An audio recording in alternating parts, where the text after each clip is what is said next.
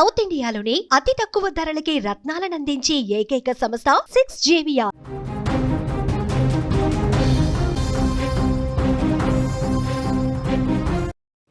Breaking news చూస్తున్నాము. హైదరాబాద్లో దారుణ హత్య జరిగింది. కూకట్పల్లిలో జరిగింది ఈ ఘటన. మహిళను అత్యంత క్రూరంగా దుండగులు చంపేశారు. కాళ్ళు చేతులు కట్టేసి అమానుషంగా చంపారు. ప్రెషర్ కుక్కర్ మూతతో కూడా దాడి చేసినట్టుగా తెలుస్తోంది. పదునైన వస్తువుతో గొంతు కోశారు. హత్య వెనుక దోపిడీ కోణం ఉందని పోలీసులు అనుమానిస్తున్నారు. నగర ప్రజల్లో ఈ ఘటనతో ఒక్కసారిగా భయాందోళన నెలకొంది. హైదరాబాద్ కూకట్పల్లిలో జరిగిన ఒక దారుణ సంఘటన నగర ప్రజలను దిగ్భ్రాంతికి గురి చేసింది. స్వాన్ లేక్ అపార్ట్మెంట్ 13వ అంతస్తులో నివసిస్తున్న రేణు అగర్వాల్ అనే 50 ఏళ్ల గృహిణిని గుర్తు తెలియని వ్యక్తులు అత్యంత క్రూరంగా చంపేశారు. రేణు అగర్వాల్ను కాళ్ళు చేతులు కట్టేసి ప్రాణాలు తీశారని గుర్తించారు. ఈ దారుణానికి ప్రెషర్ కుక్కర్ మూతతో తల మీద బలంగా కొట్టి పదునైన కత్తితో దాడి చేసి చంపారు.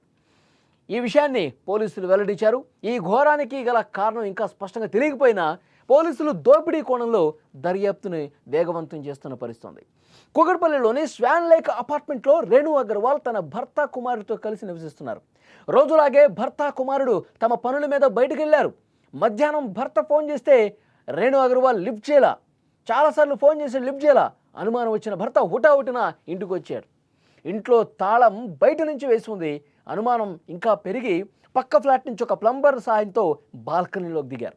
ఇంట్లో అడుగు పెట్టగానే వాళ్ళకి షాక్ తగిలింది. తన భార్య దారుణంగా హత్యకు గురై కనిపించడంతో వెంటనే పోలీసులకు ఇన్ఫర్మేషన్ ఇచ్చారు.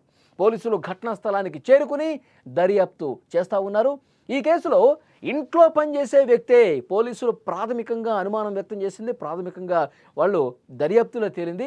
ఇంట్లో పని చేసినటువంటి వ్యక్తే దారుణంగా హత్య చేసి చంపినట్టుగా అనుమానిస్తున్నారు.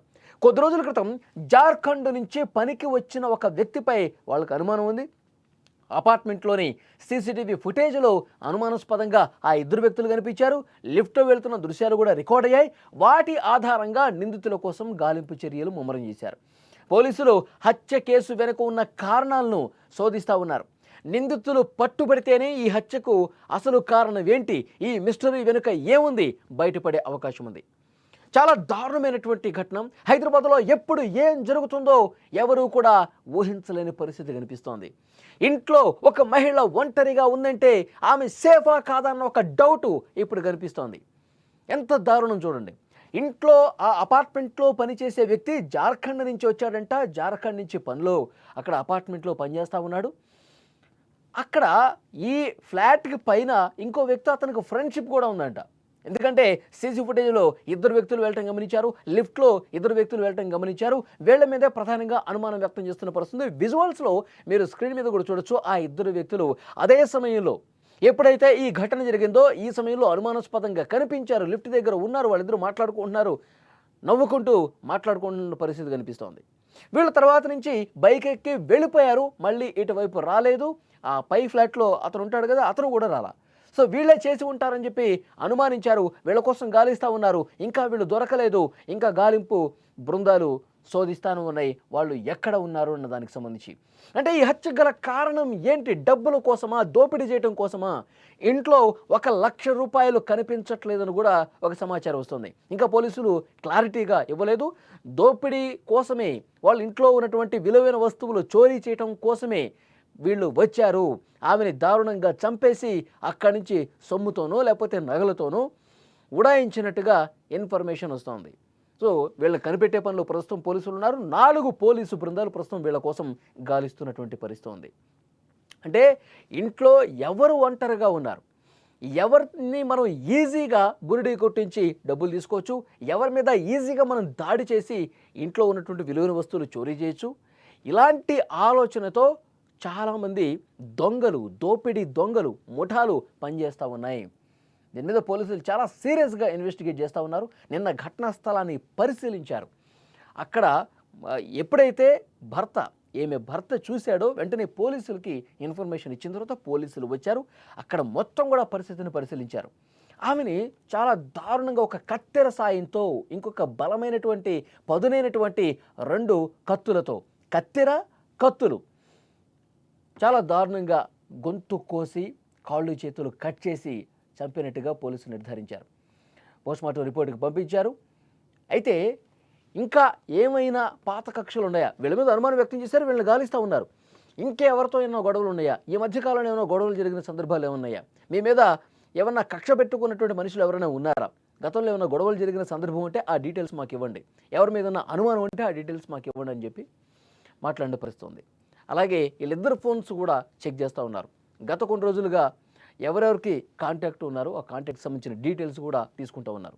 సో వీళ్ళ మీదే బలమైనటువంటి అనుమానం కలిగింది. ఎందుకంటే వీళ్ళు ఎప్పుడైతే అపార్ట్మెంట్ నుంచి బయటికి వెళ్ళారో ఇంతవరకు అందుబాటులోకి రాలేదు. వాళ్ళకి సంబంధించిన డీటెయిల్స్ కూడా తీసుకునే ప్రయత్నం చేస్తున్నారు. వాళ్ళు ఎప్పటి నుంచి ఉంటున్నారు, ఎక్కడి నుంచి వచ్చారు, వాళ్ళ స్వస్థలం ఏంటి, ఇవన్నీ కూడా డీటెయిల్స్ తీసుకుంటున్నారు.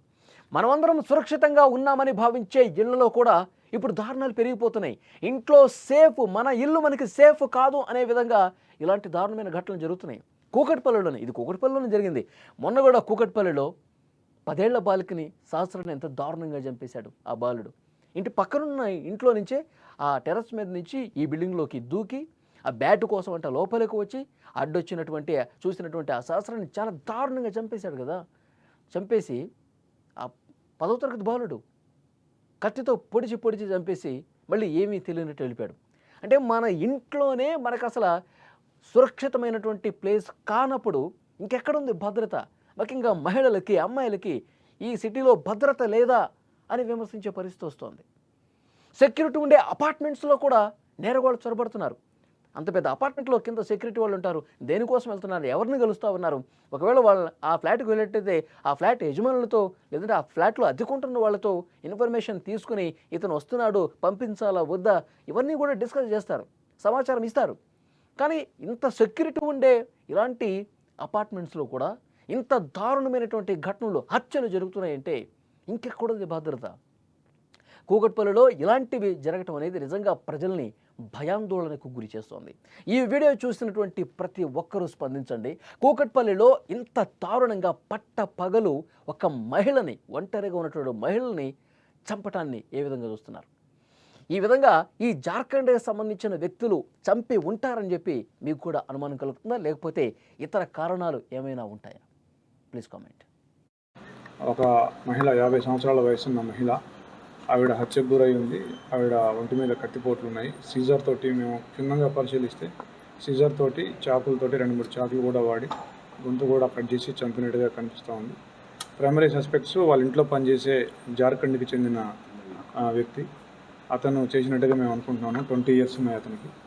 సో అతన్ని ఇంట్లోంచి వెళ్ళడం, తర్వాత 2 వీలర్ మీద బయటకు వెళ్ళడం ఇంకొక సర్వెంట్తో కలిసి, అవన్నీ కూడా రికార్డ్ అయినాయి. We are searching for them.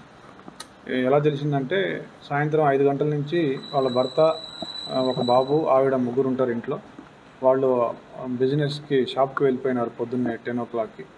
మళ్ళీ సాయంత్రం ఫోన్ చేస్తే 5 o'clockకి ఆవిడ లిఫ్ట్ చేయడం అని చెప్పేసి వాళ్ళు కొద్దిగా తొందరగా వచ్చి 7 o'clock వచ్చి చూడగా తలుపు తాళం వేసింది. తాళం తీయట్లేదు, ఫోను కూడా లిఫ్ట్ చేయడం లేదు. దాంతో వాళ్ళు పైనుంచి ప్లంబర్ సహాయంతో లోపలికి దిగి బాల్కనీ నుంచి వచ్చి చూస్తే ఆవిడ శవం రక్తపు మడుగులో కనిపించింది. వెంటనే వాళ్ళు మాకు సమాచారం ఇచ్చారు. ఆ పని వాళ్ళు 10 రోజుల నుంచి పని చేస్తున్నాడు. గతంలో అంటే ఇద్దరు కొత్తగానే జాయిన్ అయ్యారు. ఒక్కతనే, ఇంకొకతను పైన ఇంట్లో ఉంటాడు. వాళ్ళిద్దరు ఫ్రెండ్స్.